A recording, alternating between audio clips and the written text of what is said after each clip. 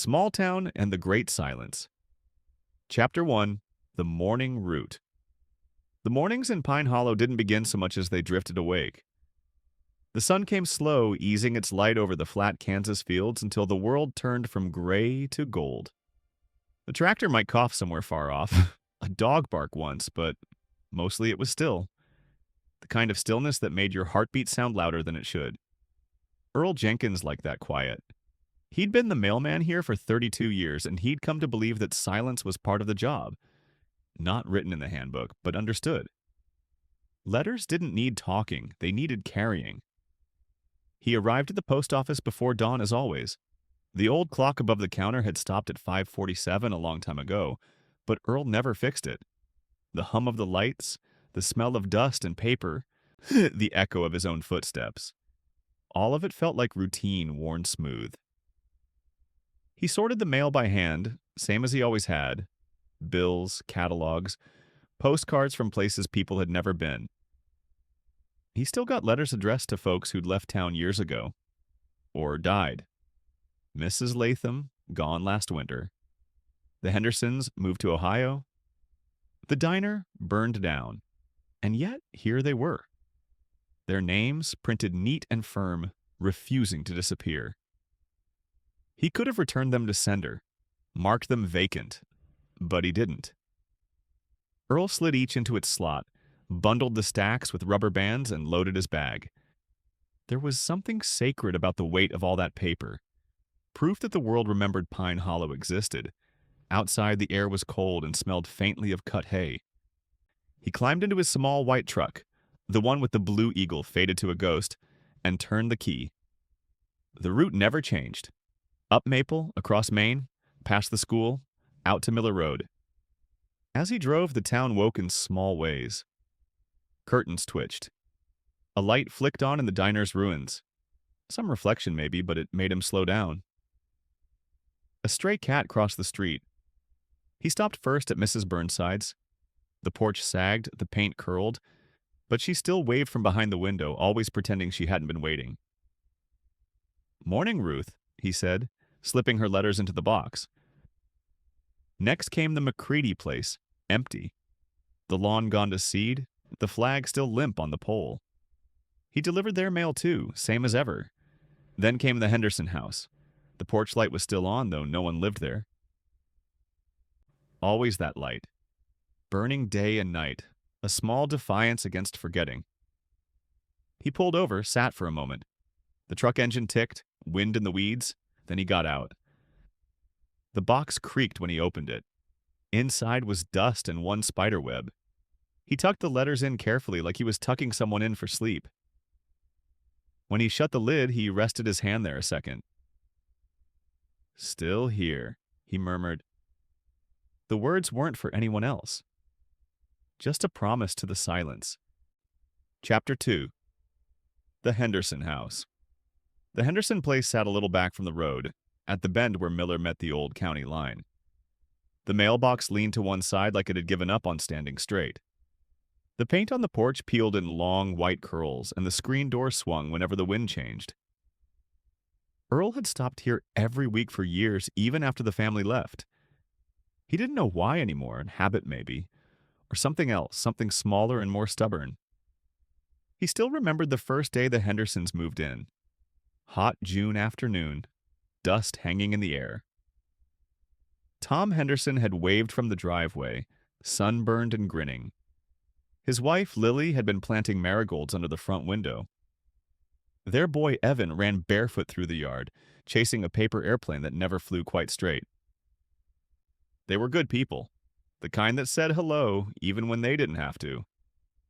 For a few years, the house looked alive. New paint, smoke from the grill, laughter you could hear from the road. Then the layoff started at the grain elevator. Then Tom's truck broke down and stayed that way. Then one morning the windows were dark and the mailbox was empty and nobody came back. But the letters kept coming.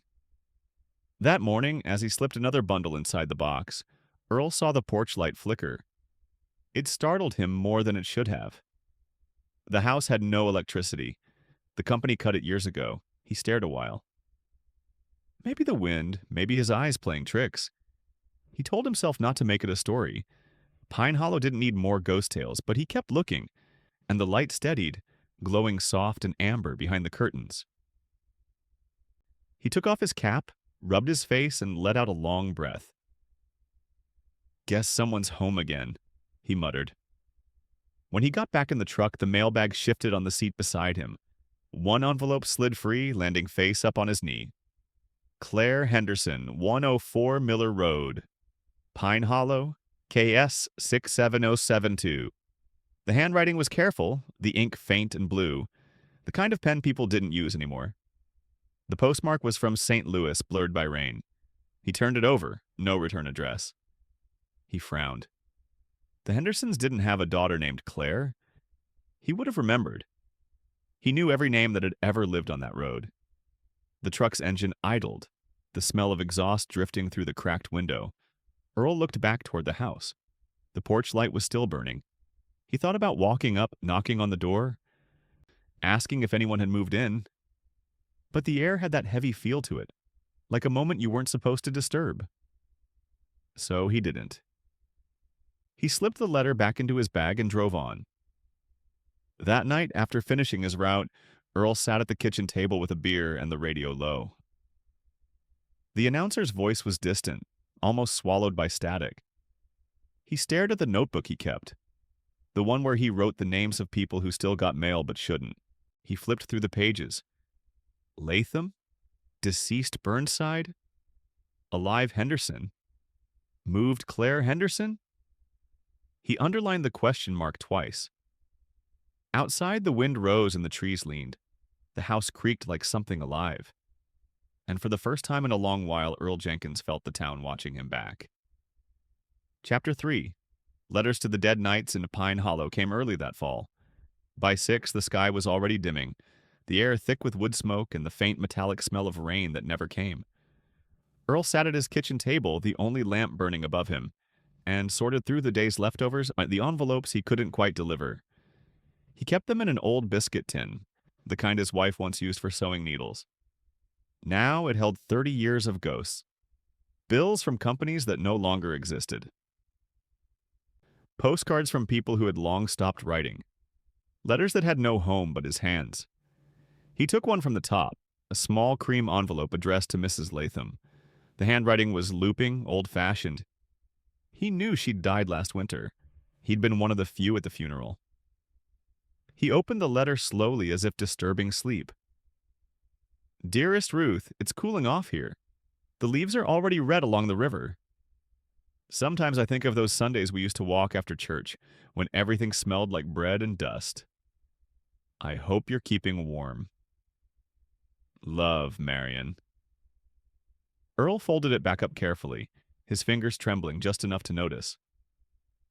He didn't know Marion, but the letter had weight, a kind of soft ache. He looked around the room, the clock ticking loud, the air humming with refrigerator noise, and read it again. This time, aloud.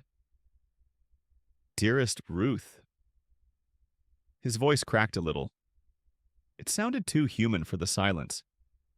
He didn't know when the habit started, reading old letters to no one. But it filled the space better than the television. Some nights he imagined the town listening. He reached for another. A postcard? A photo of a lake he didn't recognize. On the back, in smudged blue ink, still here. Still waiting. No name, no address. Just his town's zip code and the faint outline of a thumbprint. He turned it over again, frowning. He didn't remember sorting it.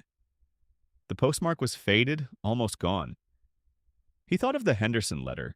Claire Henderson, 104 Miller Road, still sitting in his bag. The thought made his neck prickle. He stood crossed to the small window over the sink and looked out. The town was dark, except for the streetlight and the faint flicker of the Henderson porch light far across the fields. It was still on. He wondered if anyone else saw it. He wondered if it mattered. When he sat back down, he took the notebook from the counter and flipped to a fresh page. At the top, he wrote, October 18th, letters with no return. Then he listed them, one by one. Ruth Latham, deceased. Henderson, moved. Postcard and unsigned. Claire Henderson? He drew a line between them, as though the names might connect if he looked long enough. The radio in the corner whispered a country song about home and highways. Earl turned it off. He reached for another letter but stopped halfway. He realized suddenly that he wasn't alone. Not exactly. There was a feeling, faint but sure, like a held breath somewhere in the room. He didn't move, didn't speak. Then, after a long moment, he said softly, "Still here." And from somewhere, maybe the walls, maybe the air, the silence seemed to answer. Chapter 4. The Woman in the Fog. The fog came down thick that morning, heavy as sleep. It rolled over the wheat fields, swallowed the road, and blurred the edges of Pine Hollow until the whole town looked like a half-remembered dream. Earl drove slow, wipers squeaking. The headlights pushed through maybe 10 feet of white. He liked mornings like this. Quiet, shapeless, the kind that made time feel paused. When he turned onto Miller Road, he almost missed the figure standing by the fence. A woman wrapped in a gray coat, hair caught up against the wind. She raised her hand as he approached, not in warning, but in greeting. He slowed, heart picking up in that odd, old way it does when something unexpected happens in a place where nothing ever does. Rolling down the window, he called, "Morning, you lost?" She smiled, that small, shy kind of smile people wear when they're new to a place. "No, I just moved in," she said. "The house up there, Henderson Place." Earl blinked. The words took a second to settle. "You bought the Henderson Place?" She nodded. "Bought, maybe too generously. The real estate agent said it's been empty for years. Needed someone stubborn." Her voice had a lightness to it, but there was something behind it. Something he couldn't quite name. "Well," he said, adjusting his cap. "It's a good house. Used to be, anyway." She looked up toward it. The fog made it barely visible, and then just a shadow of a roofline, the suggestion of a porch. "I like that it has a story," she said. "Most houses don't anymore." He didn't know what to say to that. Instead, he reached for the letter bag on the seat beside him. "Funny thing," he said, pulling out an envelope. "Had this come through last week." He handed it out the window. The name in blue ink stared up at her. Claire Henderson. She frowned, tilting her head. "That's me." Earl nodded slowly. "So it seems." She looked at the envelope again. No return address. Postmarked St. Louis. The paper yellowed just slightly, as if it had waited. "Didn't think anyone knew I'd moved yet," she said. He shrugged. "Sometimes the mail knows before people do." She laughed softly, a small, uncertain sound that felt almost like the fog itself, thin and fading. "Well, thank you, Mr. Jenkins," he said. "Earl Jenkins. Been delivering out here longer than I care to count." "Then I suppose I'll be seeing you often." "Most likely." She held the envelope close to her chest, as though it were fragile. Then, after a pause, "You ever get the feeling places remember things? Like they keep stories in the walls?" He looked past her toward the house. "I think that's all they do," he said.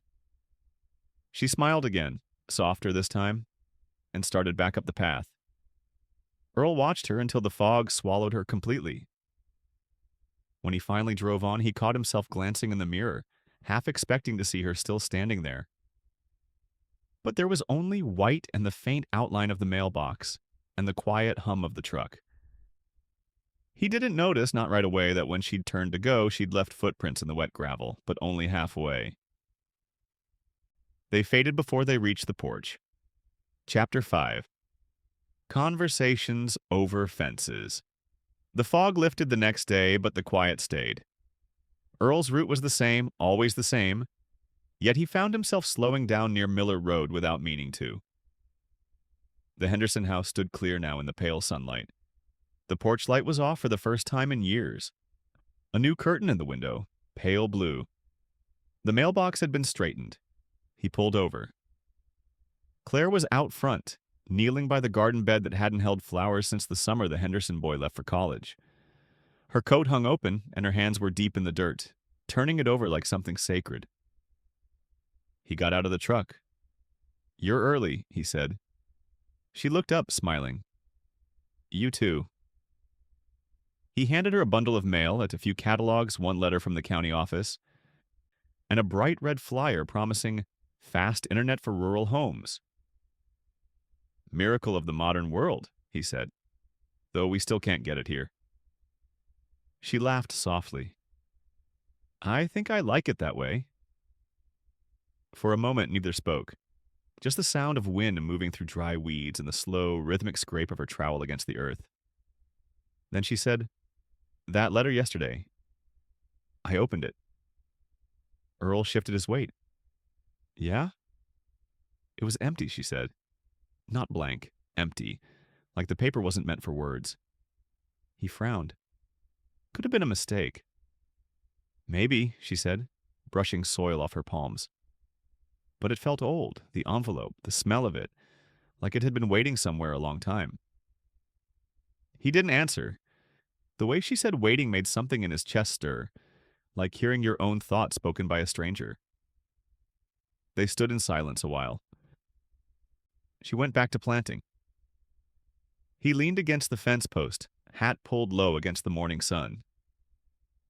"You've been here a long time, Mosai," she said. "Long enough." "What keeps you?" she asked. He thought for a moment, then said, "Somebody's got to deliver the mail." "That's a job," she said. "Not a reason." He smiled slow. "You'd be surprised how often they're the same thing." Claire looked at him then. Properly looked. "You know," she said, "I came here because I wanted quiet. But it's not quiet, is it? It's full of things you can't quite hear." He nodded. "That's Pine Hollow." Over the next weeks, they talked more. Never long, never planned. Just small pauses between his route and her rebuilding. He told her about the people who used to live in those houses. The Lathams, the McCreadys, the diner with the best pie in the county. She listened like each name was a candle she was lighting in the dark. Sometimes she told him about her own life. A job in St. Louis she'd left behind. A fiancé who never quite stayed. "Too much noise," she said once. "I just wanted to breathe again." One afternoon she brought him lemonade in a chipped glass. They stood by the fence while the cicadas droned and the sky pressed down warm and heavy. "You ever feel like this town's asleep?" she asked.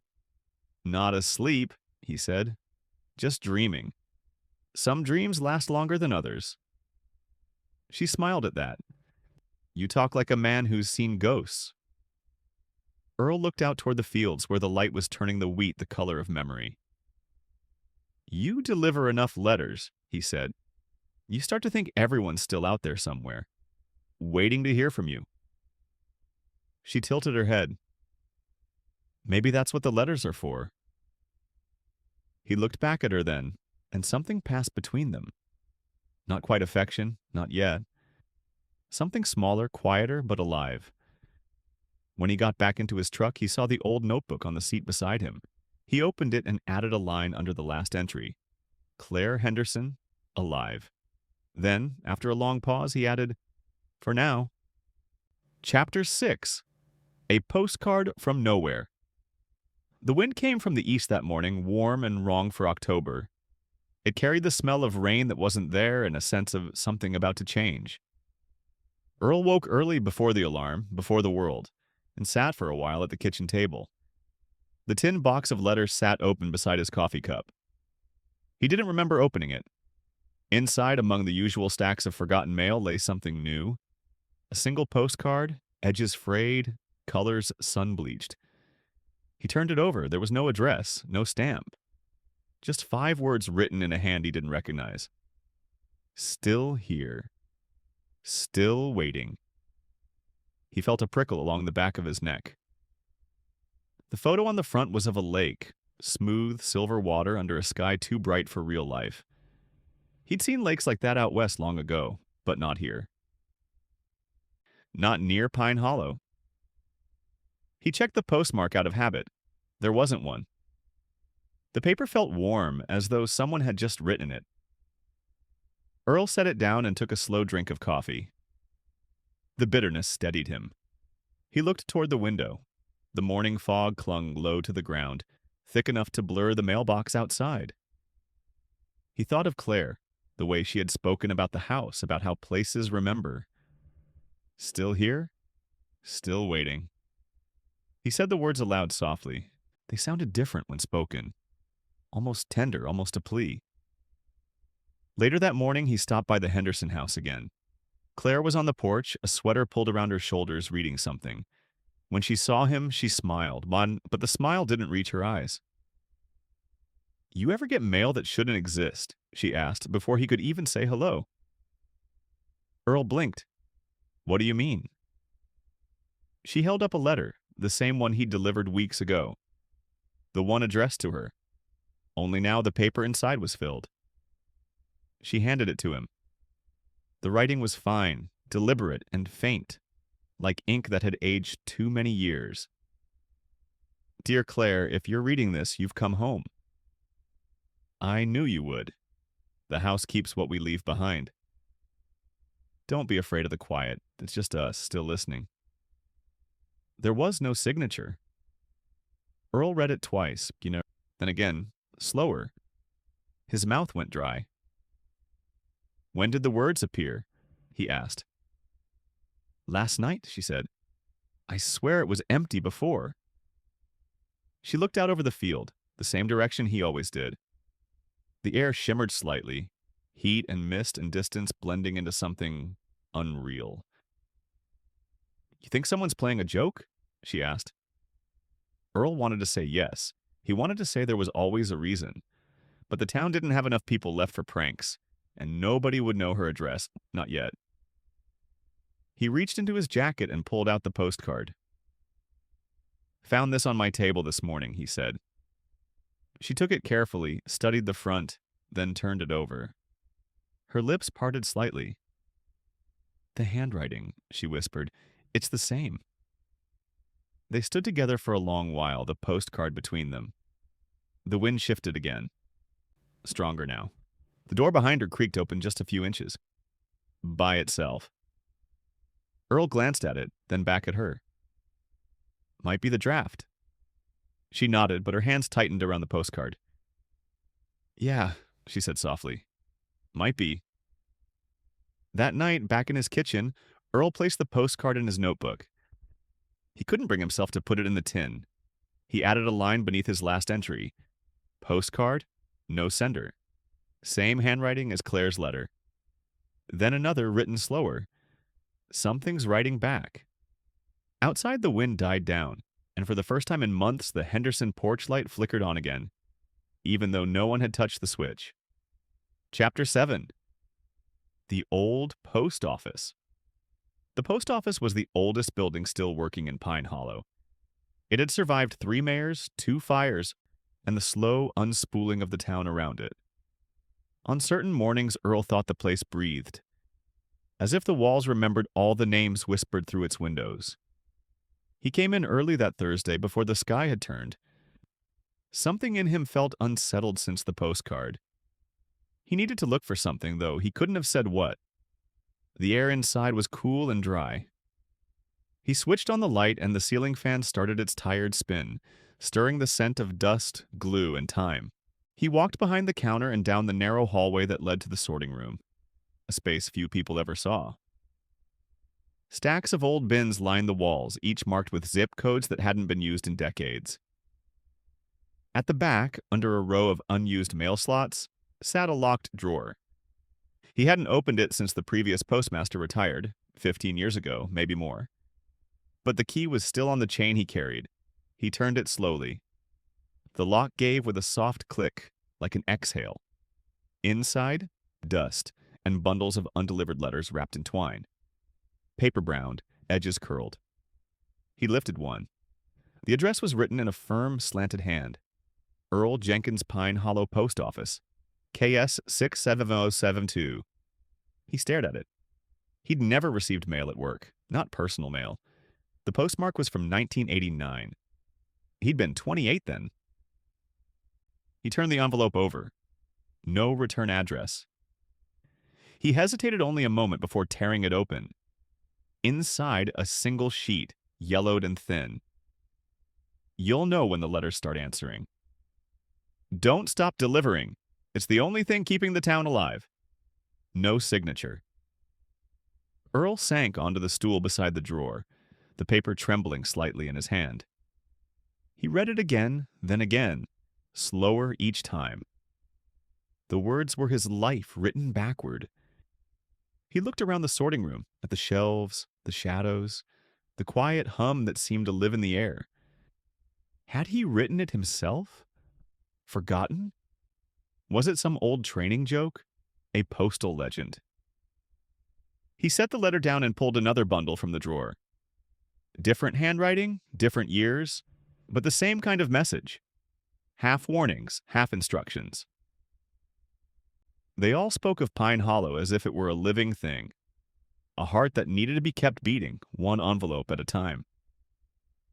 By the time the clock hit 9, the sun had spilled through the front window, painting the dust motes gold. Earl carried the letters to the counter, spread them out, and realized something else. The addresses, Latham Street, Miller Road, County Route 2. Some of them no longer existed. The roads were gone, paved over, erased, and yet the mail had waited. He sat for a long while until he heard the door open behind him. Claire stepped in, the sound of her boots soft against the floor. "I didn't know this place was ever open before noon," she said. He looked up, startled, then smiled faintly. "Couldn't sleep," he said. "Figured I'd catch up on old business." She noticed the letters spread out on the counter. "Old business," she repeated, picking one up gently. "This one's addressed to my house." He nodded. "All of them are, in one way or another." She turned the envelope over in her hands. Her eyes caught the line of faded ink near the flap. Something he hadn't seen before. There, written so faintly it could only be read in sunlight. "Claire Henderson, please deliver." Her fingers went still. "When did you find these?" she asked. "Today," he said quietly, "but I think they've been waiting longer than that." They stood together in the soft golden light, surrounded by letters that had outlived their senders. Outside, the town was still, caught between years. And for the first time, Earl Jenkins felt like he wasn't just delivering the mail anymore. He was delivering memory. Epilogue: The Great Silence. Winter came late to Pine Hollow that year. Snow dusted the roofs but never stayed long. The river froze thin, the kind of ice that cracked if you looked at it wrong. Earl Jenkins kept delivering the mail, same as ever, though the stack grew lighter with each passing week. People were leaving faster now. The houses closed their eyes. Claire stayed. She fixed the porch light, painted the shutters, planted marigolds like the ones Lily Henderson once had. The town seemed to breathe around her. Not louder, but deeper. Some evenings she walked down to the post office with a thermos of coffee.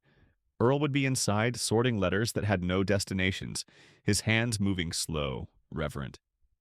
Sometimes they talked. Sometimes they didn't. Once she asked, "Do you think it ever ends? The mail, I mean." He smiled, tired and kind. "Not while someone's willing to carry it." In February, the storm came. Wind howled through the streets. Drifts buried the mailboxes.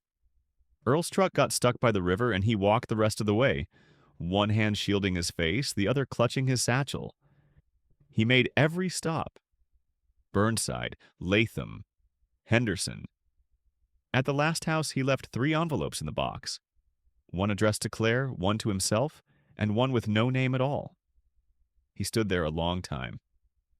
Snow piling on his shoulders. Then he turned toward the river. By morning, the truck was found empty, the engine frozen, his cap on the seat. Spring thawed the town slowly. When the snow melted from the riverbank, Claire found his notebook wedged between the rocks. Inside were pages of neat, steady handwriting, routes, notes, and finally, one short line at the end. As long as the letters keep coming, Pine Hollow lives. She kept the notebook. Every week she walked his route on foot, slipping letters into the boxes. Sometimes blank, sometimes with single words. Hope, memory, home. People started writing back. A woman from Ohio sent a postcard to the diner that no longer stood. A man in St. Louis mailed a note to whoever still listens. The town's name began appearing again on maps that hadn't shown it in years. On quiet evenings, when the wind came through the fields, you could almost hear him. The shuffle of boots on gravel, the soft creak of a mailbox, a voice low and certain saying, "Still here." And the town, gentle in its silence, answered back,